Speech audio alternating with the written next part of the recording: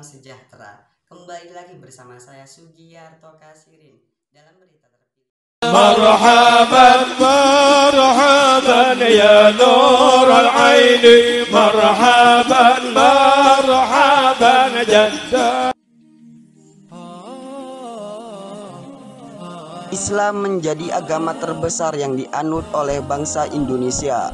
Pertumbuhannya begitu cepat dan masif.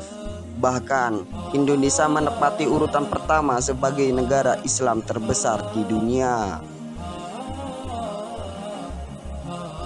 Lalu, bagaimana Islam pertama kali masuk ke Indonesia dan menyebar dengan begitu pesat? Ada beberapa teori perkembangan Islam di Indonesia yang dikemukakan oleh ahli. Teori yang paling populer adalah teori Gujarat, Persia, dan Arab. 1. Teori Gujarat. Teori masuknya Islam dari Gujarat, India ini dikemukakan oleh peneliti di Belanda seperti Pijenapel, Snok Hurgroj, dan Moukute. Berdasarkan teori ini diceritakan bahwa orang-orang Islam di Arab melakukan perjalanan ke Gujarat, India.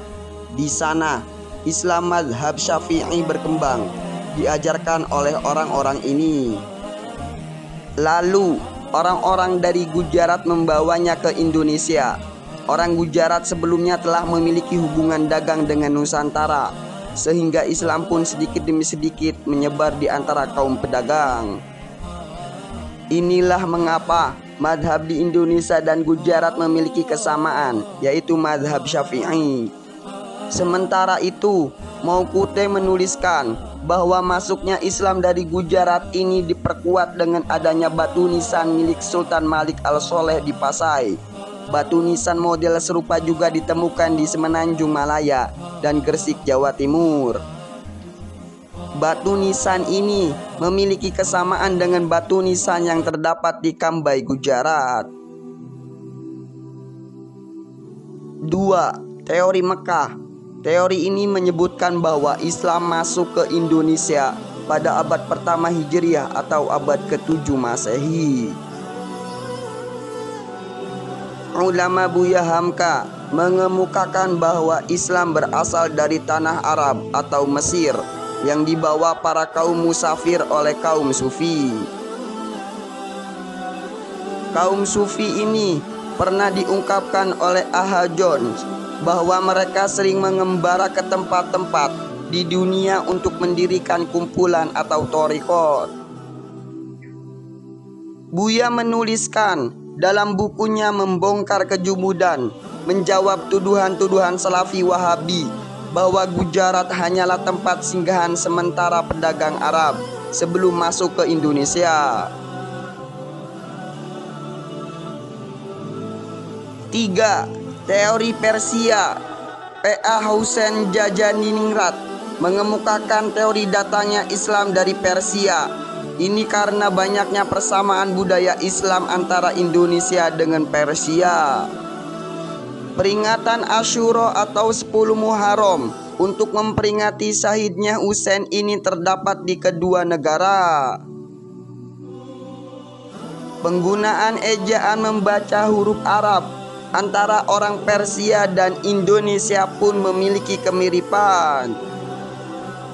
Selain itu, ajaran Syekh Siti Jenar dengan ajaran Sufi Iran Al-Halaj juga memiliki kesamaan yang berkembang dalam bentuk puisi. Teori ini juga menunjukkan bahwa Islam Persia mempengaruhi perkembangan mazhab Syafi'i yang dianut umat Muslim Nusantara. 4. Teori Muslim Cina. Selain ketiga teori di atas, ada pula teori sejarah masuknya Islam di Indonesia yang berasal dari umat Muslim Cina. Sumber dari NU Online. Teori ini dikemukakan oleh Slamet Mulyana dan Sumanto Al-Qurtubi. Ini bukan teori saya, tapi ditulis oleh salah satu profesor Indonesia yang sekarang mengajar di Saudi, yaitu Profesor Al-Qurtubi, kata Budi Sugandi, yang saat itu tengah menjadi kandidat doktor di Southwest University, Cina.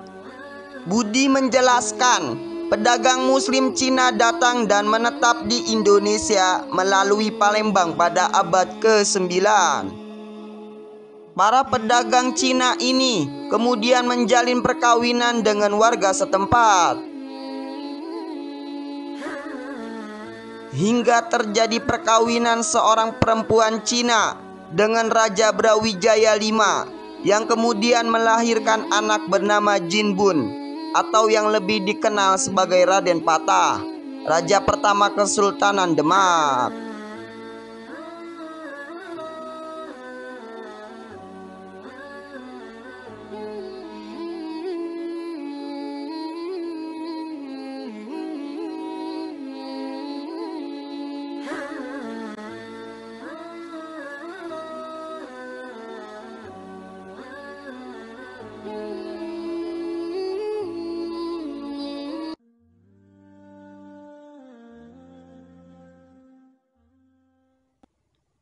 Demikian berita hari ini. Saya Sugiarto Kasirin, mohon undur diri. Selamat hidup, selamat beraktivitas kembali. Sampai jumpa. Wassalamualaikum warahmatullahi wabarakatuh.